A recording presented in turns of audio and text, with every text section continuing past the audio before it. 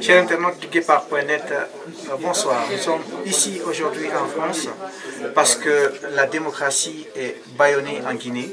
Donc, des Guinéens qui ont toujours été de la lutte ont jugé nécessaire de réveiller les forces vives. Nous avons ici M. Sadio Barry qui n'est plus à présenter, qui est le président de la PAD, un parti d'ailleurs qui a réussi récemment à faire condamner la Guinée par la Cour de la CEDEAO pour le refus de leur agrément. M. Sadio Barry, vous êtes de l'Allemagne, vous avez pris part à cette première rencontre. Deuxième rencontre, j'allais dire. Qu'est-ce qui vous motive et quelles sont vos impressions? Bon, d'abord mes motivations, c'est comme vous venez de le dire, c'est la reconstitution des forces vives guinéennes, qui a été le thème principal de cette rencontre. Et vous savez qu'en Guinée, les forces vives avaient réussi une lutte dont toute l'Afrique a parlé. Malheureusement, ceux qui dirigeaient ces forces vives ont fait revirement. Aujourd'hui, ce sont des éléments qui travaillent pour le régime en place, qui fait pire que le régime militaire de l'époque. Alors, c'est très important que l'on essaie, des Guinéens se donnent encore les mains pour reconstituer les forces vives. Ça, c'est quelque chose de très très important et je pense que c'est la seule porte de sortie que nous avons en Guinée si nous voulons éviter les luttes de clans.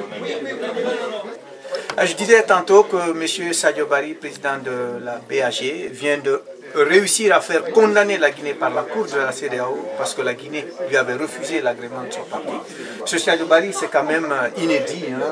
Est-ce que vous pouvez expliquer les Guinéens un petit peu comment est-ce que vous avez procédé et quel est l'élément déclencheur qu'est-ce qui vous a amené, si vous voulez, vers la Cour de la CEDEAO? Bon, vous savez, l'enregistrement d'un parti politique, c'est une procédure normalement administrative. Il se trouve qu'en Guinée, le RPG qui prétend avoir lutté pendant 40 ans pour qu'il y ait de la démocratie n'a pas eu honte, ne s'est pas gêné aujourd'hui, une fois au pouvoir, d'instrumentaliser l'État pour empêcher toute adversité sur le terrain. Eh bien, ils se servent de l'appareil de l'État pour empêcher des adversaires sérieux à venir dans l'arène politique. Et donc, après avoir fait toutes les démarches qu'il faut en Guinée, nous avons réfléchi, on a dit bon, la justice n'existe pas, la justice est entre les mains du pouvoir, de la même manière que le ministère de l'administration. Eh bien, nous voulons montrer à Alpha Condé et à son équipe que seul le pouvoir de Dieu n'a pas de limite. Lui aussi, il fait partie d'un système, un système par rapport auquel il n'est rien. Il doit respecter les principes ou bien il est justifiable. Vous comprenez? Eh bien, donc, chaque être humain aussi, même si tu es président de la République dans ce monde, tu fais partie des personnes qui sont justiciables. Aujourd'hui, en Guinée, on a perdu cette notion. La population même a fini par croire que quand quelqu'un est président de la République, on ne peut plus rien contre la personne, c'est comme un dieu. Eh bien, nous voulons montrer, nous voulons faire la démonstration que, d'abord, nous ne sommes pas prêts à renoncer à nos droits. 2, nous ne sommes pas prêts à marchander nos droits. 3, nous utilisons le droit contre la force. C'est ce qui nous a amenés vers la Cour de la CEDEAO. Et Dieu merci, les décisions de la Cour de la CEDEAO sont exécutoires. Il n'y a pas d'appel possible. Eh bien, normalement, c'est une honte pour nous que la Guinée ait été indexée comme ça sur le plan international. Sur la page, dans le journal de la CEDEAO, on se rend compte qu'un régime, quelqu'un qui a dit qu'il luttait pour la démocratie pendant 40 ans, c'est lui qui empêche, qui refuse le droit d'agrément à des adversaires qui créent un parti politique. Vous comprenez? Mais c'est mieux aussi de montrer la face d'Alpha Condé, la vraie nature d'Alpha Condé au monde entier. C'est très important. Alors, c'était tout avec M. Sadio Barry. Certainement, nous aurons l'occasion de l'entretenir et d'aller beaucoup plus en profondeur sur ces questions. En attendant, nous allons passer la parole aux personnes ressources aussi présentes à cette rencontre. Merci beaucoup. Vous avez compris, hein, il n'y aura ni révision de la Constitution, il n'y aura pas de glissement. Donc, Monsieur le Président, vous savez ce qu'il vous reste à faire. Monsieur, voilà, nous sommes avec Monsieur Ibrahima Sorima Kanera. Vous avez quand même alerté et écrit beaucoup d'articles allant dans le sens de tripatouillage de la Constitution. J'évoque un terme que nous avons appris avec vous, c'est-à-dire la notion de fraude à la loi. Aujourd'hui, on veut faire revivre les forces vives. Vous êtes quand même à votre deuxième rencontre. Expliquez-nous un petit peu vos motivations, bien que nous les connaissons.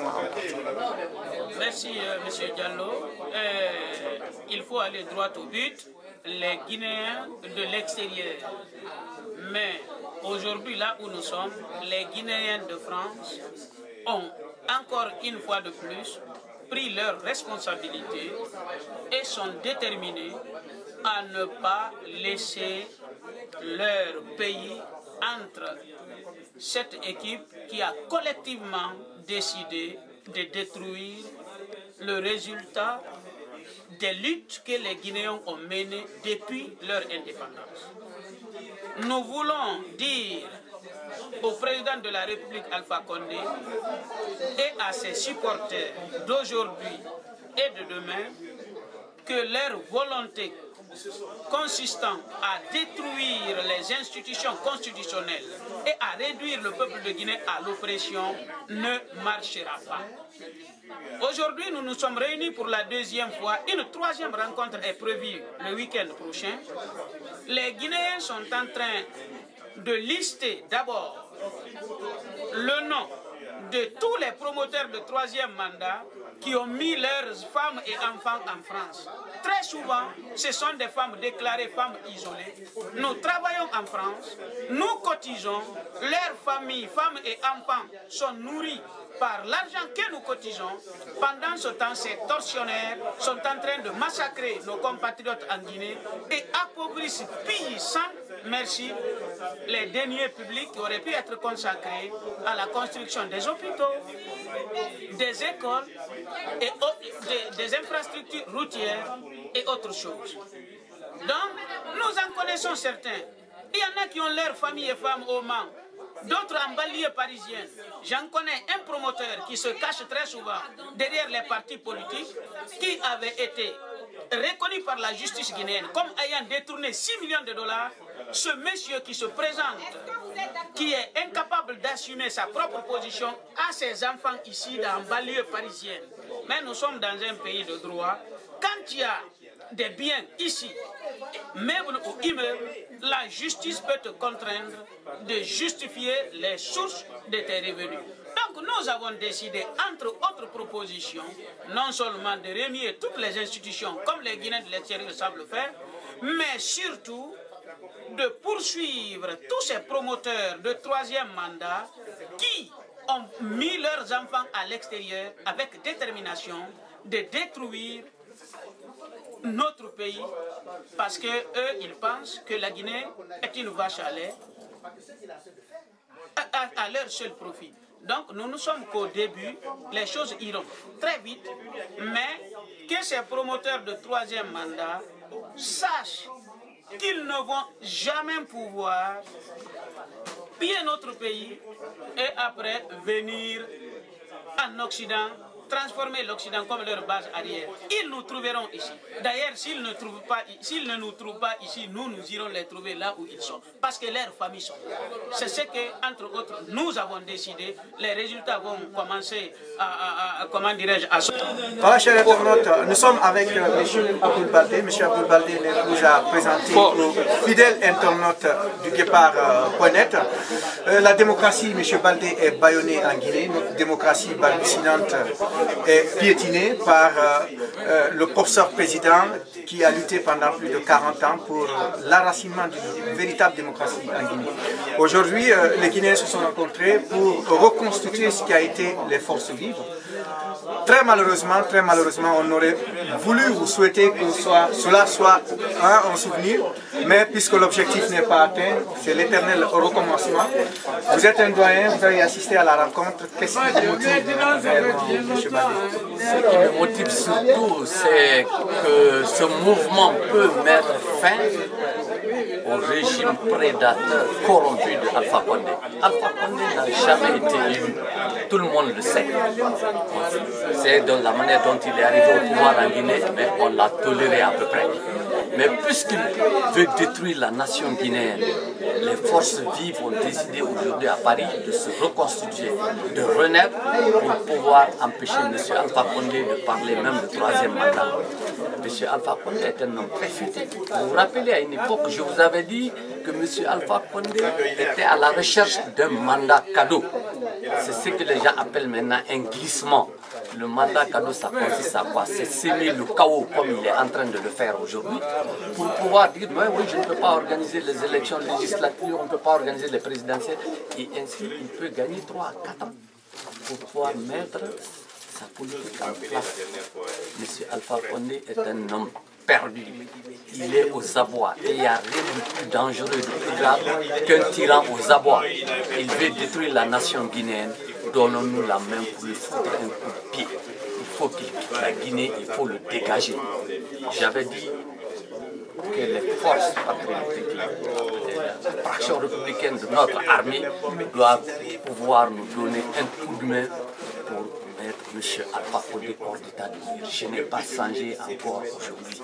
J'ai une pensée pour les habitants de Kapororaï qui vivent aujourd'hui dans la misère. Comme j'avais eu à un moment donné une pensée pour les gens de Boké, de Galapaï, de Ouomé, Zogoa et tout ça. Mais nous reviendrons sur tout ça dans une intervention un peu plus mieux préparée que ce qui se passe aujourd'hui. Voilà, c'est ce que j'avais à dire. En tout cas, merci beaucoup, M. Baldé. Merci. On a voulu juste montrer aux fidèles internautes du Guépard et aux Guinéens que vous étiez de la partie, que le combat n'est pas encore. Voilà, chers internautes, nous sommes ici avec M. Diamba. M. Diamba est quelqu'un de très actif sur les réseaux sociaux. Il est venu des Royaumes-Unis. Il est sur une plateforme appelée Racine 21. C'est une plateforme qui regorge beaucoup de structures de la société civile, de partis politiques. L'objectif reste la démocratisation véritable de la Guinée. M. Diamba, vous êtes aussi venu à la reconstitution des forces vives de la Guinée. Est-ce que vous pouvez expliquer aux Guinéens, aux internautes, la raison de votre présence ici aujourd'hui? Parce que vous n'êtes pas de la France, il faut le reconnaître, vous venez des Royaumes-Unis. Mais qu'est-ce qui vous motive réellement? Et premièrement, d'abord, je vois que les valeurs de la République sont en train d'être piétinées par celui qui doit les respecter et les faire respecter. Et en l'occurrence, le président de la République. Et en tant que citoyen guinéen, et je suis venu joindre ce mouvement et participer à cette conférence parce que je me vois défenseur de la constitution guinéenne. Donc, qui consiste à non seulement empêcher un éventuel troisième mandat du président de la République, mais aussi empêcher tout élément pouvant l'envoyer à vouloir un troisième mandat. Donc c'est dans le cadre, je suis là pour répondre à cet appel. Voilà, c'est comme je vous ai dit tantôt, un jeune Guinéen très dynamique, très actif, vous le reconnaîtrez sur les réseaux sociaux. C'est important qu'on s'unisse, qu'on se donne la main pour un éventuel, d'autres le diront, troisième mandat, d'autres appellent ça glissement, ou le premier mandat de la 4e République. Tout ça, c'est blanc, bonnet blanc. Voilà, nous allons continuer à passer la parole aux personnes ressources présentes ici. Merci, M. Diamba. Au plaisir. Voilà, chers internautes, toujours dans la récapitulation de la vie des personnes ressources présentes ici à cette rencontre, nous avons Dr Sankon. Dr Sankon est quelqu'un de très actif dans la vie politique de la Guinée. Lui aussi, il a tenu à être présent à la reconstitution, je dis bien à la reconstitution des forces vives. Monsieur Sankon, vous étiez à la réunion. Quelles sont vos impressions et qu'est-ce qui vous motive? Je vous remercie, monsieur le journaliste. C'est une très bonne impression. Et le problème est que j'ai nécessaire d'assister à cette réunion pour contrecarrer ou le blocage du troisième mandat de M. le Président de la République Alpha Condé. Je ne peux pas y croire à mes yeux. C'est pas possible que une telle chose puisse se passer dans la tête de quelqu'un qui a dû avoir un vécu expérimental en France. Avec toute la démocratie que l'on connaît, ne pas passer à une alternance et continuer sur la voie de la tyrannie ou de l'oligarchie. Et ça, je ne peux pas le croire. Et quiconque me le dit, je le dirai le contraire, puisqu'il ne s'est pas prononcé jusqu'à maintenant. Nous attendons quand même qu'il soit du cadre des hommes précis, des hommes d'honneur et des hommes qui ont fait la gloire du monde. Voilà. Merci beaucoup, docteur Sankon, d'avoir assisté à cette réunion et surtout d'avoir quand même pu adresser 2 ou 3 mots aux fidèles internautes et aux Guinéens qui se trouvent sur cette planète. Je vous remercie. Merci beaucoup. Voilà, chers internautes, nous sommes avec M. Mamadou Thiam. Mamadou Thiam est responsable UFDG, section France. Malheureusement, très malheureusement, lui aussi, il est venu assister à la réunion qui consiste à reconstituer les forces vives parce que la démocratie est bâillonnée en Guinée. Monsieur Mamadou Thiam, vous êtes là, qu'est-ce qui vous motive réellement? Alors, bonjour à tous, merci de me donner l'opportunité de m'exprimer sur ce sujet. Oui. Qu'est-ce qui me motive à m'engager dans une lutte pour un troisième mandat de Alpha Condé? Pour reconstituer encore les forces vives de Guinée. Oui. Alors, pas pour l'histoire, quand les forces vives ont été créées, oui, j'étais étudiant et c'était les premières fois où je manifestais. Oui. J'ai de bons souvenirs parce qu'on s'est réunis entre jeunes Guinéens, je vivais à Bordeaux à l'époque, on s'est donné la main et les citoyens français nous posaient des questions dans la rue. Pourquoi vous manifestez? Qu'est-ce qui se passe? C'est où la Guinée?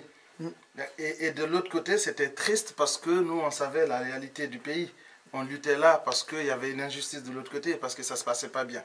Alors, pourquoi je suis content d'assister à cette réunion? C'est pour 2 choses simples. En fait, si on accepte tous, et on l'a accepté par notre constitution, que la Guinée est un pays démocratique. Un pays démocratique pour le peuple, par le peuple. Et pour moi, un pays démocratique, c'est un pays qui respecte certaines valeurs simples.